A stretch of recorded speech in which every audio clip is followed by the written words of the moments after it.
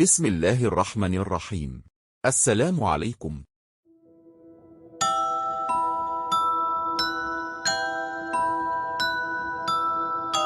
अगले दिन लड़कियां सुबह ही आ गईं और शहजादी को अपने साथ ले गईं।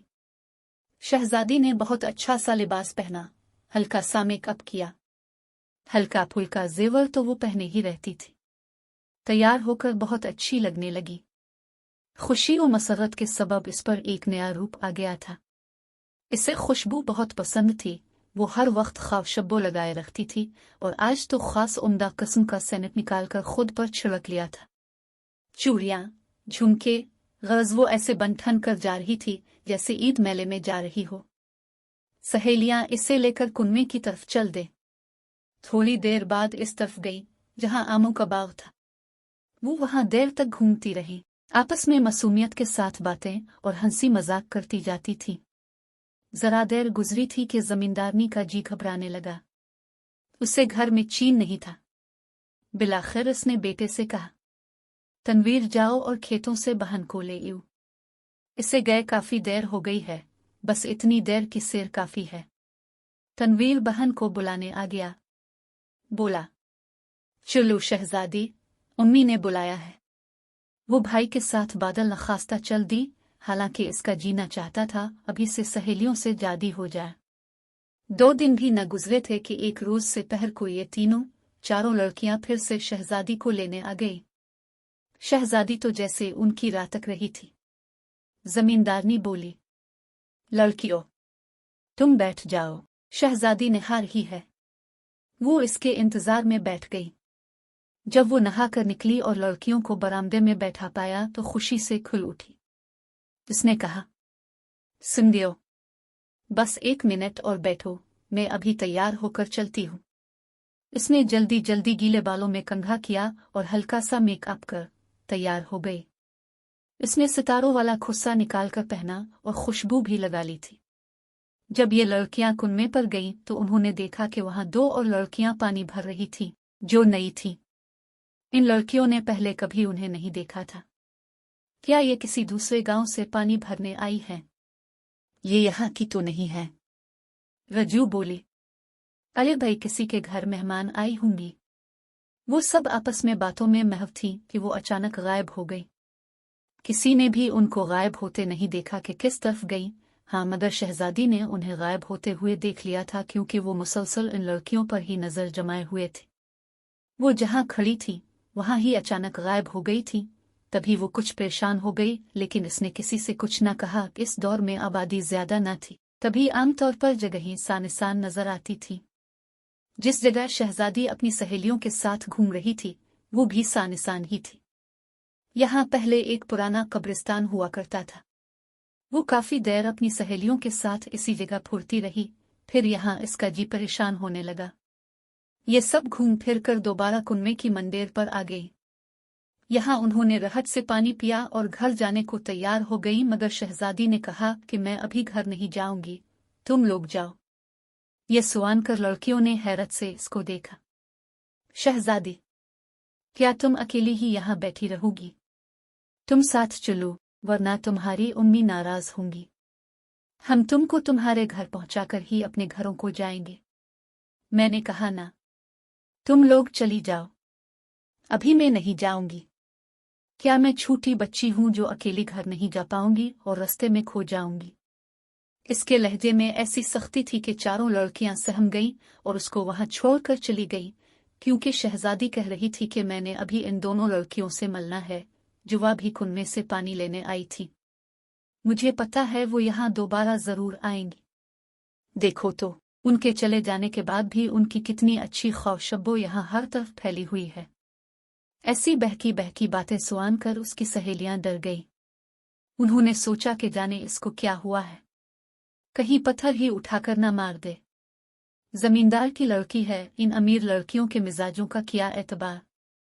वो समझदार थी, लिहाजा अपने घर जाने की बजाय शहजादी के घर आ गई और उसकी माँ से कहा, खाला जी, आपकी बेटी वहां कुनमे के पास पड़े मोरहे पर बैठी है। वो हमारे साथ नहीं आई। क्यों नहीं आई? क्या वो तुमसे नाराज हो गई है? जमींदारनी ने पूछा। ऐसी बात नहीं, खबर नहीं वो क्यों वहां बैठना चाहती है। वो कहती है कि वो दूसरी लड़कियों का इंतजार कर रही है। अभी ये बात हो रही थी कि शहजादी के वालिद और भाई भी आ गए। बाप ने पूछा, क्या बात है, शहजादी कहाँ है? उन्होंने जमींदार से भी वही कहा जो उसकी बीवी से कहा था। तभी दोनों बाप बेटा शहजादी को देखने कुनवे की तरफ चल पड़े। शहजादी वहां बैठी हुई थी। क्या हुआ बेटी, यहां अकेली क्यों बैठी हो? घर क्यों नहीं जाती हो? अब लोग क्यों आगे मुझे लेने? मैंने अभी नहीं जाना। अब जाओ, मैं खुद जाऊंगी, उसने कहा। लेकिन बेटी तुम्हारी सहेलियां तो चली गई हैं। अब यहां तुम्हारा अकेले बैठना ठीक नहीं। चलो हमारे साथ। ये सुनते ही शहजादी को गुस्सा आ गया और गुस्सीले लहजे में बोली, बाबा जान जाओ यहां से, मैं नहीं जाऊंगी, चले जाओ तुम। वो इसके तेवर देखकर बहुत परेशान हो गए कि उसे क्या हो गया। लहजा इतना क्यों बदला हुआ है और आंखों में अजब सी गजबनाकी थी। पहले तो ऐसा कभी नहीं हुआ था। भाई ने भी मनाया कि चलो बहना चलो। वो नहीं मानी तो दोनों ने जबरदस्ती इसे पकड़कर घर की तरफ ले जाना शुरू कर दिया, लेकिन इसने कदम अलिफाटेनी से इनकार कर दिया। तब वालिद ने इसे उठाकर कंधे पर डाल लिया। वो रास्ते में रोती चलाती और टांगे चलाती जाती थी, मगर बाप ने परवाह न की और घर ले आया। माँ ने बेटी की ऐसी हालत देखी तो रोने लगी। शहजादी गुस्से में खुद को बाप से छुड़ाकर अपने कमरे की तरफ भागी। वो कहती जाती थी कि बाबा जाने मुझे क्या हो रहा है, मेरी तबीयत खराब हो रही है, मुझ कुछ हो रहा है। जमींदार साहब घबराकर तबीब को बुलाने चले गए। तबीब साहब भी आ गए। लड़की को गौर से देखा, फिर बोले, दवा दे देता हूं, कुछ अफाका हो जाएगा, लेकिन बात कोई और लगती है और इस मर्ज की दवा मेरे पास नहीं है। अब किसी आलम को बलवा कर दम वगैरह भी करवा लीजिए, क्योंकि इसका चेहरा और आंखें बता रही हैं लड़की ने किसी सख्त जगह पर पीर धर लिए हैं। ये बातें उन्होंने जमींदार को घर से बाहर आकर कही। जमींदार के पैरों तले से जमीन निकल गई। वो समझ गया कि तबीब का मतलब यह है कि लड़की पर कुछ आसेब वगैरह का साया हो गया है। अब शहजादी का यह हाल कि सबने इसको जबरदस्ती काबू कर रखा था और वो थी कि खुद को छुड़ाकर बाहर की समत दौड़ लगाना चाहती थी, जैसे कोई इसे अपनी जानिब खींच रहा हो। आखिर उन्होंने 9-10 बरस की इस बच्ची को कमरे में बंद कर दिया। शहजादी ने दरवाजा पीटना शुरू कर दिया। खोलो दरवाजा। वो चला रही थी, साथ ही इसके गिले से अजीबो गरीब आवाजें निकल रही थीं। चारों लड़कियों की जबानी सारे गांव को इस किस्से का पता चल गया। हर एक की जबान पर एक ही फिक्रा था कि जमींदार की लड़की पर जिन आ गया है। मारे डर के कोई उनके घर की तरफ न जाता था। अलबत्ता मस्जिद के इमाम साहब और एक नेक बुजुर्ग उनके घर आए। लड़की बदस्तूर कमरे में बंद थी। उन्होंने आकर दरवाजा खिलवाया। शहजादी बेहोश पड़ी थी। इसकी आंखें ऊपर को चढ़ी हुई थी, सूरत बिगड़ी हुई और मुंह से झाग निकल रहा था। हाथ पांव अकड़े हुए, सर के बाल उजड़े हुए थे। कोई नहीं कह सकता था कि ये वही खूबसूरत शहजादी है। वो किसी सूरत इंसान न लगती थी। इमाम साहब बोले, अपने सुबह से मगरिब तक बच्ची को भूखा प्यासा कैद कर रखा है। उनके साथ जो बुजुर्ग थे वो हाफिज कुरान होने के साथ आलम भी थे। उनसे कहा कि आप कुछ मदद फरमाइए। बुजुर्ग बोले कि अपने बच्ची को क्यों सुनसान जगह जाने दिया, घूमने के वास्ते पुरानी कब्रों की तरफ, और वो भी दोपहर को। जमींदार ने कहा, आलम साहब ये अकेली ना थी और भी लड़कियां उसके साथ थीं। उनको तो कुछ नहीं हुआ। वो मामूली शक्ल व सूरत की हैं और ये बच्ची खूबसूरत है। अपने फर्क नहीं जाना। वो काफी देर तक आयात पढ़ते रहे। फिर शहजादी को होश आ गया। वो सुर्ख सुर्ख अंगारा आंखों से सबको घोर रही थी। आलम साहब इमाम साहब के पास मिलने आए थे। चंद रोज बाद चले गए तो दूसरे दम दरूद करने वालों को बुलवाया गया। किसी ने दम दरूद किया तो किसी ने मारपेट और किसी ने लोहे का कड़ा गर्म करके गिले में डाला। शहजादी मगर वो ठीक न हुई। कुछ दिन आराम से गुजरते फिर दौरा पड़ जाता। डॉक्टर कहते मिर्गी है तो दम करने वाले कहते जिन्नात का साया है। कुछ समझ में न आता था कि क्या है, मगर शहजादी के मुखड़े से रंग रूप गायब हो चुका था।